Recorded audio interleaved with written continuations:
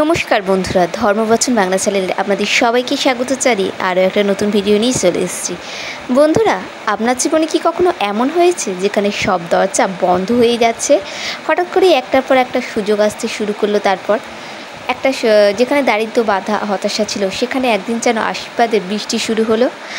তো আজকের টপিকটা সেই রকমই একটা ভিডিও নিয়ে হতে চলেছে। দারিদ্রতা যখন দূর হয়ে আপনার জীবনে অর্থলাভ হবে, সেইটাই এই তো ভিডিওর মাধ্যমে জানতে পারবেন। ভিডিওটা খুব মন দিয়ে শুনুন। ভিডিওটা ভালো লাগলে অতি অবশ্যই চ্যানেলটাতে লাইক দিন, কমেন্টে জয় শ্রীকৃষ্ণ বা হর হর মহাদেব লিখতে ভুলবেন না। চলুন বন্ধুরা, শুরু করা যাক। আমাদের শাস্ত্রে লেখা আছে, দারিদ্রতা দূর হওয়ার আগে প্রকৃতি কিছু সংকেত পাঠায়। এই সংকেতগুলো যদি আপনি চিনতে পারেন তাহলে বুঝতে পারবেন মা লক্ষ্মী আপনার জীবনে পা রেখেছেন। আজকের এই ভিডিওতে আমরা সেই সব সংকেতগুলো সম্পর্কে জানতে পারবো। এমন 13টি শক্তিশালী লক্ষণ যা দেখলে আপনি বুঝবেন আপনার কষ্টের দিন শেষ হতে চলেছে। চলুন এক এক করে সেই লক্ষণগুলো সম্পর্কে জেনে নেওয়া যাক। চলুন বন্ধুরা, জেনে নিচ্ছি আজকে প্রথম সংকেত। বন্ধুরা, আপনি স্বপ্নে পরলোকগত পূর্বপুরুষদের দেখা পাওয়া অর্থাৎ পিতৃপুরুষদের আশীর্বাদ ছাড়া জীবনে কখনো বড় পরিবর্তন আসে না। যদি তারা স্বপ্নে এসে আপনাকে কিছু দিতে চান, আশীর্বাদ দেন বা বলেন তুই ভালো থাক, তাহলে বুঝবেন পূর্ব পুণ্যের ফল মিলতে চলেছে। এবার 2 নম্বর সংকেতটি হচ্ছে হঠাৎ হাত থেকে টাকা পড়ে যাওয়া। এই সংকেতটি নাকি দুর্ঘটনা, এটা সংকেত নাকি দুর্ঘটনা। আপনি যদি টাকা পয়সা বা ধাতব মুদ্রা হাতে রাখার সময় হঠাৎ করে পড়ে যায় এবং বিশেষত সেটা যদি আপনার পায়ের কাছে গড়াতে গড়াতে এসে থেমে যায়, তাহলে সেটি একটি গোপন সংকেত আপনার কর্মফলের পরিবর্তন করছে। দারিদ্রতা আপনার জীবন থেকে বিদায় নিতে প্রস্তুত। এবার বন্ধুরা 3 নম্বর সংকেত, রাস্তায় টাকা বা ধাতব মুদ্রা পাওয়া। যদি আপনি পথে হাঁটতে হাঁটতে এমন কিছু টাকা বা কয়েন খুঁজে পান, তাহলে সেটা কারোর পড়ে গেছে বলে মনে হয় না, তাহলে সেটি ঈশ্বর প্রদত্ত ইঙ্গিত। প্রকৃতি আপনাকে বলছে তুমি অভাব থেকে মুক্তি পাবে। 4 নম্বর সংকেত হচ্ছে স্বপ্নে সাদা সাপ দেখা, বিশেষ করে ডান হাতে কামড় দেওয়া। সাধারণভাবে সাপ ভয়ানক হলেও সাদা সাপ শুভ ইঙ্গিত বহন করে। যদি স্বপ্নে দেখেন একটা সাদা সাপ আপনার ডান হাতে কামড় দিচ্ছে, সেটি বলছে আপনার কর্মক্ষেত্রে এক বিশাল পরিবর্তন আসতে চলেছে এবং আপনার আর্থিক উন্নতি অবশ্যই নিশ্চিত।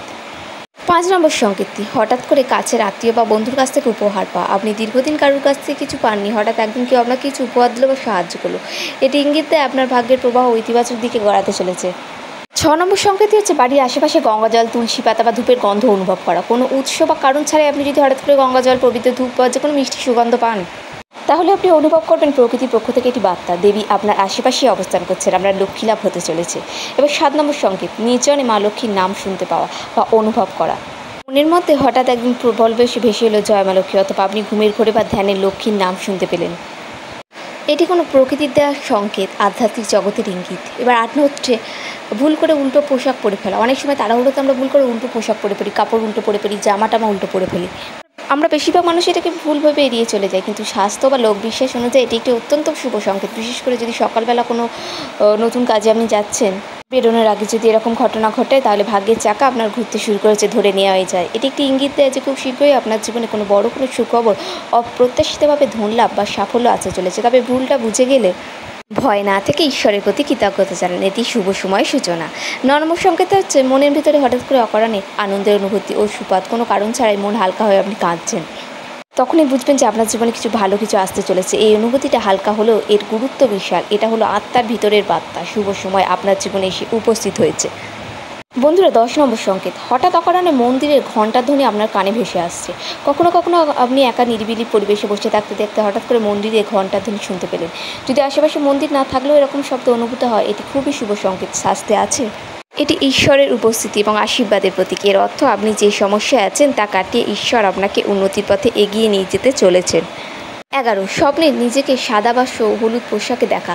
যদি আপনি দেখেন যে আপনি নিজের স্বপ্নে সাদা বা হলুদ রঙের পোশাক পরেছেন, তাহলে এটি অত্যন্ত শুভ। সাদা রং শুদ্ধতা ও দেবত্বের প্রতীক, আর হলুদ লক্ষ্মী ও ব্রহ্মার আশীর্বাদের প্রতীক। এর মানে আপনার চিন্তা ধীরে ধীরে পবিত্র ও উন্নতির দিকে যাচ্ছে এবং ধনী সম্পদের শুভ সময় আপনার দিকে এগিয়ে আসছে। 12 নম্বর সংকেত, কোনো অচেনা শিশু হেসে আপনার দিকে তাকালে বা কথা বলা। বাস্তবে যদি স্বপ্নে কোনো অচেনা শিশু আপনার থেকে মিষ্টি করে হেসে আপনার দিকে কথা বলছে, তাহলে এটি একটি বিশেষ বার্তা বহন করে। শিশুরা ঈশ্বরের দূত রূপে ধরা হয়, এমন দেখা যায়। দেখলে বুঝতে হবে আপনার জীবনে অর্থ লাভ আসতে চলেছে।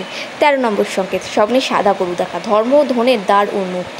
শাস্ত্রে বলে গরু হলো ধন সম্পদের প্রতীক। স্বপ্নে যদি আপনি একটি সাদা গরুকে দেখতে পান, বিশেষ করে গরু যদি শান্তভাবে থাকে বা আপনার দিকে তাকিয়ে থাকে, তাহলে সেটি একটি স্পষ্ট সংকেত যে শিগগির আপনার জীবনে মা লক্ষ্মীর আগমন ঘটবে।